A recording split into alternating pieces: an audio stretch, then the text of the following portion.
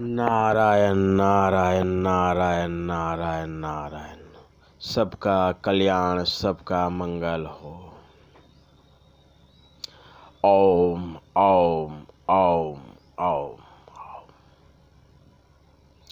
ओम सद्गुरुभ्यो नमः। ओम परमात्माने नमः। ओम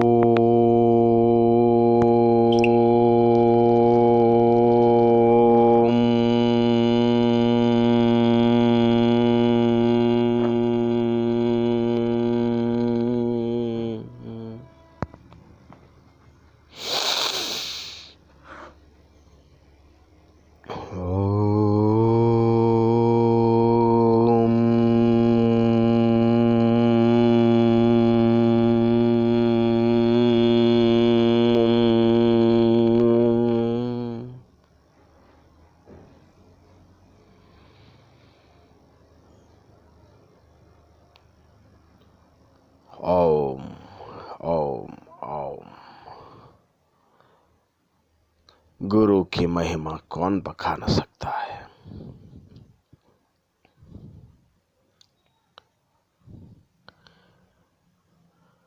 गुरु की महिमा ब्रह्मा विष्णु महेश भी नहीं गा सकते। गुरु की महिमा साक्षात सरस्वती देवी भी नहीं लिख सकती। शास्त्र और वेदों भी गुरु की महिमा गाते गाते नेति नेति पुकारते हैं, वो भी असमर्थ हो जाते हैं। ऐसी है गुरु की महिमा। जो गुरु, गु माने अंधकार और रो माने प्रकाश। जो गुरु शिष्य को अंधकार से प्रकाश की तरफ ले जाता है उसे गुरु कहते हैं। जो गुणातीत है, रूपातीत है, और जो गुण और रूप से रहित है उसे गुरु कहते हैं।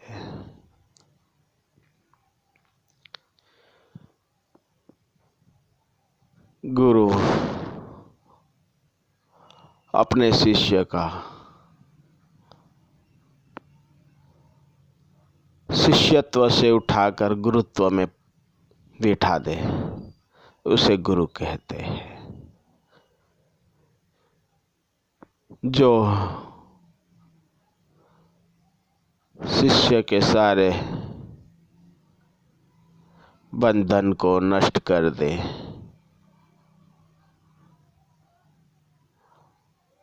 और अपने आप में स्थित करा दे उसे गुरु कहते हैं।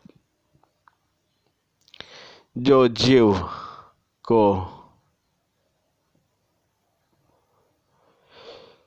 शिव का ज्ञान करा दे, जो जीव को शिव बना दे उसे गुरु कहते हैं। गुरु की महिमा कौन बखान सकता है, कौन गा सकता है। अनंत है गुरु की महिमा, अगाध है।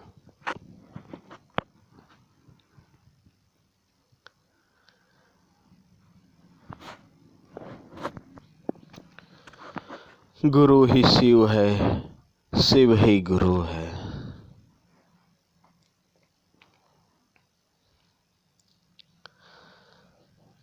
सब रूठे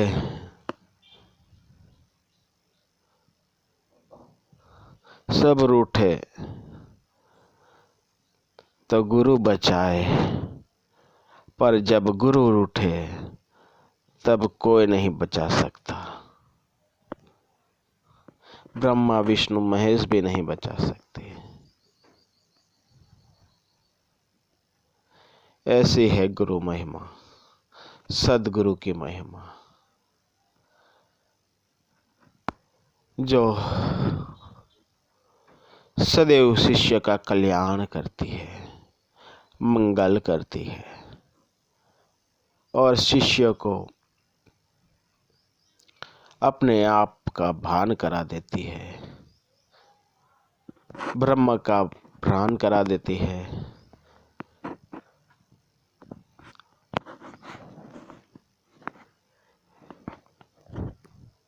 एक बार छत्रपति शिवाजी महाराज की एक कथा है जो मैं आपको सुनाता हूँ। एक बार समर्थ रामदास के शिष्य आपस में बात कर रहे थे कि सदगुरुदेव शिवाजी को अधिक प्रेम करते हैं,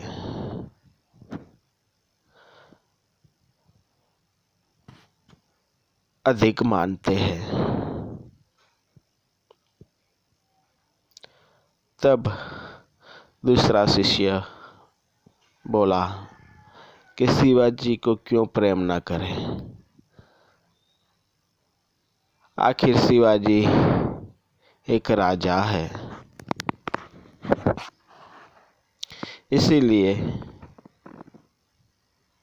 शिवाजी के कारण ही हमारे प्रति उनका यह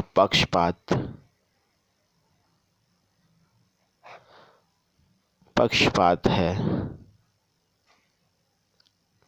ऐसी दो शिष्यों की गुपचुप बात हो रही थी, पर गुरु तो गुरु होते हैं, वो सब कुछ जानते हैं, उनसे कुछ भी आप छुपाओ लेकिन छुपता नहीं है।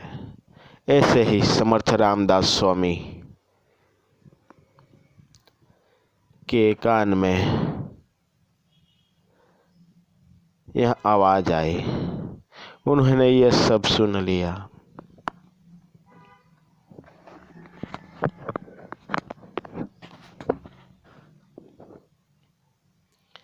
समर्थ रामदास स्वामी ने सोचा कि इन्हें समझाने से बात नहीं चलेगी,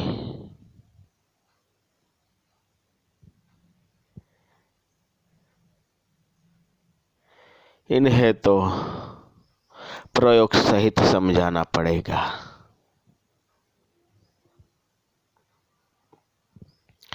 एक दिन समर्थ ने लीला की, वे शिष्यों को साथ लेकर जंगल में घूमने गए। चलते चलते समर्थ पूर्व नियोजन के अनुसार राह भूलकर गौर जंगल में इधर उधर भटकने लगे।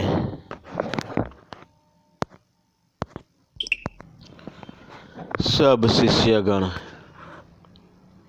जंगल से बाहर निकलने का रास्ता ढूंढने लगे। तभी अचानक समर्थ को उधर सूल उठा। वो पीड़ा असह्य होने से कारण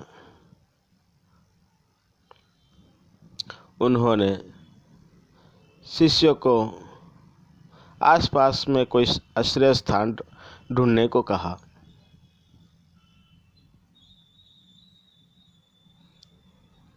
ढूंढने पर उन्हें एक गुफा मिली।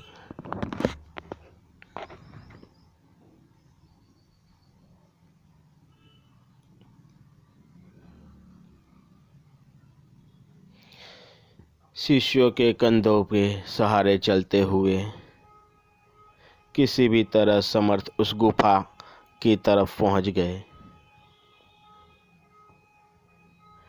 गुफा में प्रवेश करते ही वे जमीन पर लेट गए एवं पीड़ा से कहराने लगे। शिष्य उनकी पीड़ा मिटाने का उपाय करने लगे, लेकिन कुछ भी फायदा नहीं हुआ।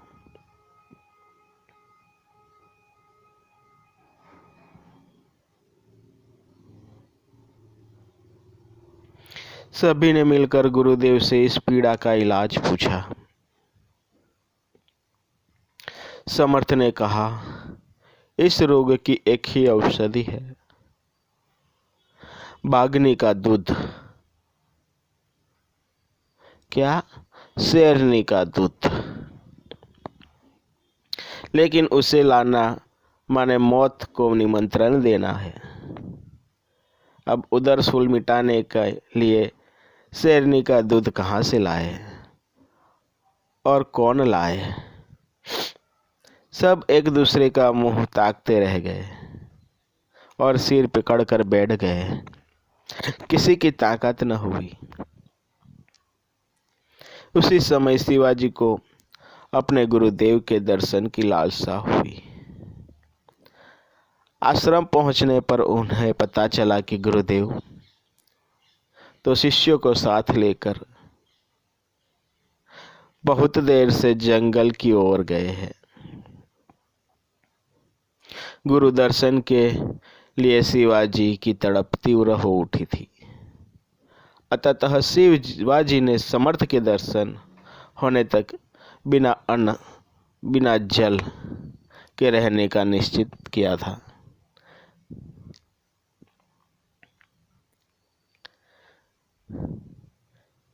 और उनकी तलाश में सैनिकों की टोली लेकर वो जंगल की तरफ निकल पड़े। खोजते खोजते शाम हो गई, किंतु उन्हें समर्थ के दर्शन नहीं हुए। देखते ही देखते अंधेरा छा गया। जंगली जानवरों की आवाज, डरावनी आवाज सुनाई पड़ने लगी। फिर भी शिवाजी, गुरुदेव गुरुदेव आप कहाँ हो, ऐसा पुकारते हुए आगे बढ़ते गए।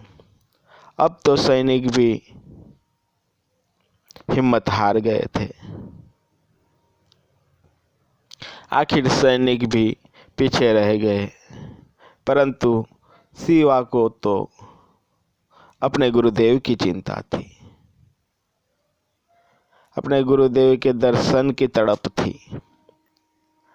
घोड़े पर सवार शिवा हाथ में मशाल लिए आगे बढ़ते ही गए। मध्य रात्रि हो गई। कृष्ण पक्ष की अंधेरी रात्रि में जंगल की जानवरों के चलने फिरने की आवाज सुनाई पड़ने लगी। उनकी आवाज सुनाई पड़ने लगी। इतने में ही शिवाजी ने शेर की आवाज सुनी। वे वहीं रुक गए।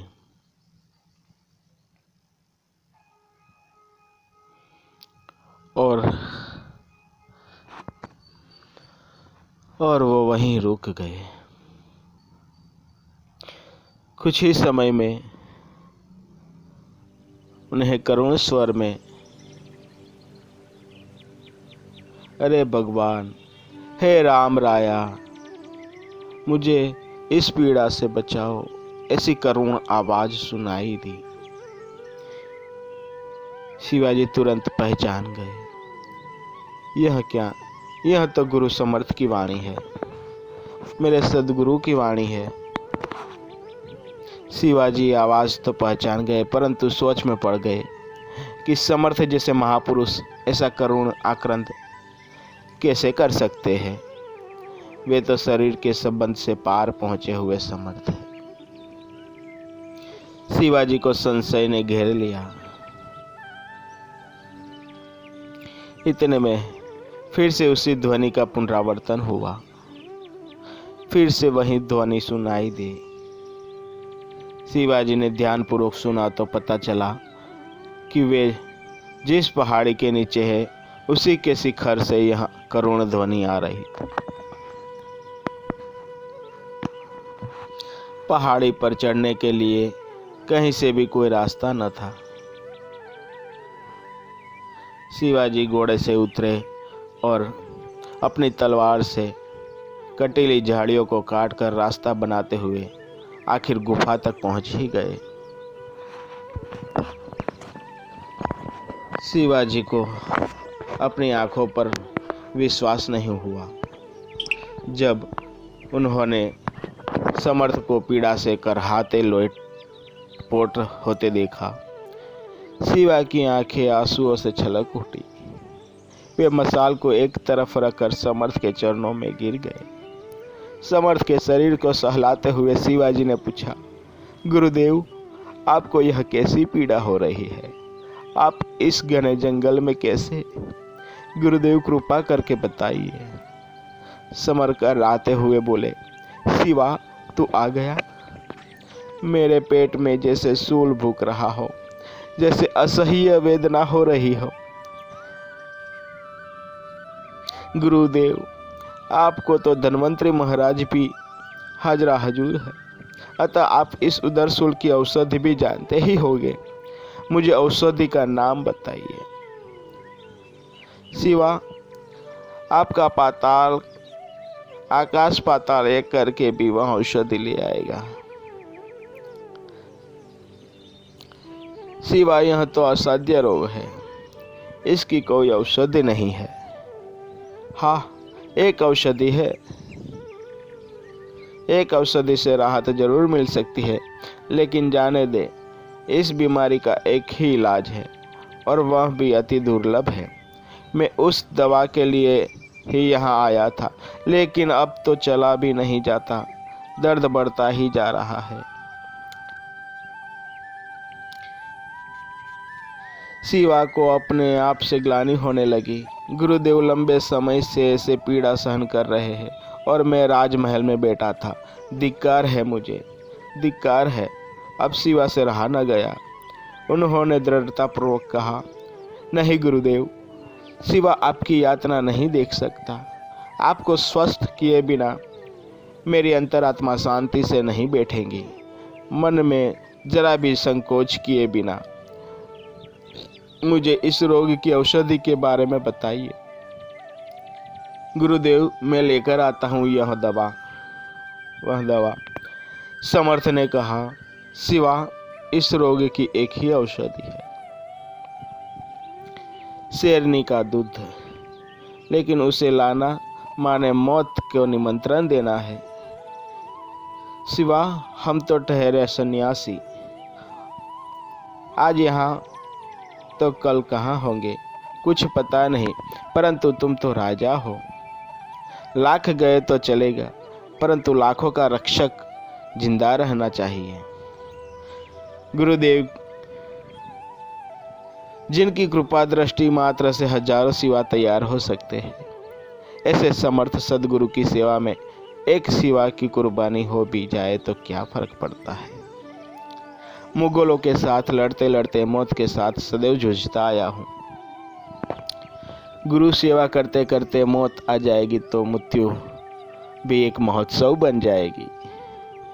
गुरुदेव अपने ही तो सिखाया है कि आत्मा कभी मरती नहीं और नश्वर देह को तो एक दिन जला ही देना है।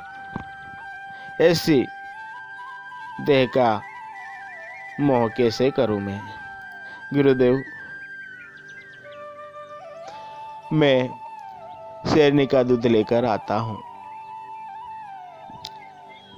क्या होगा, कैसे मिलेगा, अथवा ला सकूंगा या नहीं, ऐसा कुछ भी सोचे बिना शिवाजी गुरु के प्रणाम करके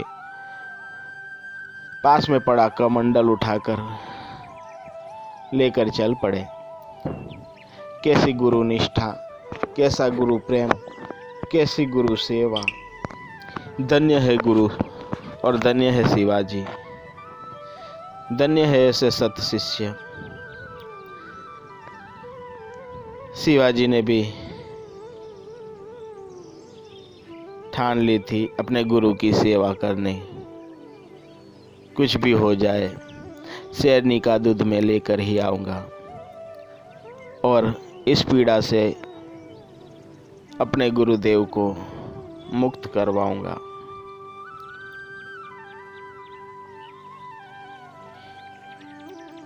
उसी समय प्रकृति ने भी जाने सत शिष्य की कसौटी करने की ठान ली हो, वैसे ही आंधी तूफान और जोरदार बारिश शुरू हो गई। बरसते पानी में शिवाजी दृढ़ विश्वास के साथ चल पड़े शेरनी का दूध ढूंढने। लेकिन क्या यह इतना आसान था? मौत के पंजे में प्रवेश कर वहां से वापस आना कैसे संभव हो सकता है? परंतु शिवाजी को तो गुरु सेवा की धुन लगी थी। उन्हें इन सब बातों से क्या लेना देना। प्रतिकूल संयोग का सामना करते हुए नरवीर शिवाजी आगे बढ़ रहे थे। जंगल में बहुत दूर जाने पर शिवाजी को अंधेरे में चमकती हुई आंखें दिखाई दी। शिवा इनकी ओर आगे बढ़ने लगे। उनको अपना लक्ष्य दिख गया। वे समझ गए कि ये बाघनी का बच्चे है, अतः बाघनी के कहीं भी पास में ही होगी। शिवाजी प्रसन्न थे, मौत के पास जाने में प्रसन्न। एक सत्शिष्य के लिए उसके सद्गुरु की प्रशंसा से बढ़कर संसार में और क्या हो सकता है।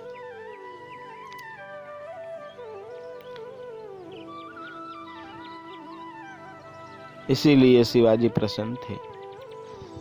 शिवाजी के कदमों की आवाज़ सुनकर शेरनी के बच्चे समझ गए कि उनकी माँ आई, परंतु शिवाजी को अपने बच्चों के पास चुपके चुपके जाते देखकर पास में बैठी शेरनी क्रोधित हो उठी। उसने शिवाजी पर छलांग लगाई, परंतु कुशल योद्धा शिवाजी ने अपने शेरनी के पंजे से बचा लिया। फिर भी उनकी गर्दन पर शेरनी के दांत के निशान छूट गए। परिस्थितियों का विपरीत थी। शेरनी क्रोध से जल रही थी। उसका रोम रोम शिवा के रक्त का प्यासा बना हुआ था, परंतु शिवा का निश्चय अटल था। वे सब भी हार मानने को तैयार नहीं थे। शिवा भी हार मानने को तैयार नहीं थे, क्योंकि समर्थ सद्गुरु के सत शिष्य जो ठहरे। शिवाजी शेरनी से प्रार्थना करने लगे कि हे माता, मैं तेरे बच्चों का अथवा तेरा कुछ बिगाड़ने नहीं आया। मेरे सद्गुरुदेव को हो रहे उदर शूल में मैं तेरा दूध ही एकमात्र इलाज है। मेरे लिए सद्गुरु की सेवा से बढ़कर इस संसार में दूसरी कोई वस्तु नहीं है। हे माता, मुझे मेरे सद्गुरु की सेवा करने दे, तेरा दूध दूहने दे। ऐसी शेरनी के आगे प्रार्थना करने लगे शिवाजी हाथ जोड़कर। पशु भी प्रेम की भाषा समझते हैं। पशु भी प्रेम के भूखे होते हैं। प्रेम के वश में भगवान होते हैं। सब प्रेम से जीता जाता है। इसी प्रेम से शिवाजी ने भी शेरनी का हृदय जीत लिया। शिवाजी की प्रार्थना से एक महान आश्चर्य घटित हुआ। शिवाजी के रक्त की प्यासी शेरनी उनके आगे जैसे गौ माता हो वैसे खड़ी हो गई। शिवाजी ने शेरनी के शरीर पर प्रेम पूर्वक हाथ फेरा और अवसर पाकर वे उसका दूध निकालने लगे। शिवाजी की प्रेम पूर्वक प्रार्थना का कितना प्रभाव। दूध लेकर शिवा गुफा में आए। समर्थ ने कहा, आखिर तू शेरनी का दूध भी ले आया।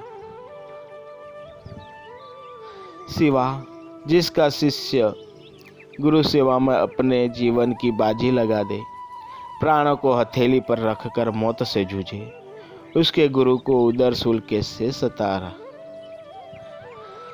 सताएगा। उसके गुरु को कैसे कोई तकलीफ हो सकती है। मेरा उदरसूल तो जब तू शेरनी का दूध लेने गया तभी अपने आप शांत हो गया था। शिवा, तू धन्य है तेरी गुरु भक्ति। तेरे जैसा एक निष्ठ शिष्य पाकर मैं गौरव अनुभव करता हूँ। ऐसा कहकर समर्थ ने शिवाजी के प्रति ईर्ष्या रखने वाले उन 2 शिष्यों के सामने अर्थपूर्ण दृष्टि करी। गुरुदेव शिवाजी को अधिक क्यों चाहते हैं, इसका रहस्य उनको समझ में आ गया। उनको इस बात की प्रतीति कराने के लिए ही गुरुदेव ने उदरसूल की लीला की थी, इसका उन्हें ज्ञान हो गया।